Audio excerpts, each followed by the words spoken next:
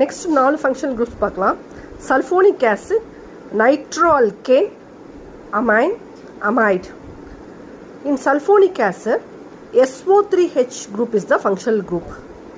Here in H2SO4, remove OH group, though it becomes HSO3, SO3H.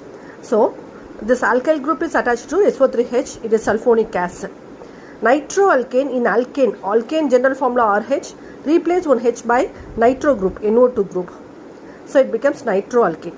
Amine la paakalam, general formula for alkane is RN, RH. இதில் ஒரு ஹெச்சுக்கு பதிலாக NH2 group இருந்துச்சுன்னா that is called amine. அமைடில் என்ன பண்ணுறோம், RCOH ஆசிடில் இருந்த மாதிரி replacing OH by means of NH2 group, that is called amide. So sulfonic acid, nitroalkane, amide and amide.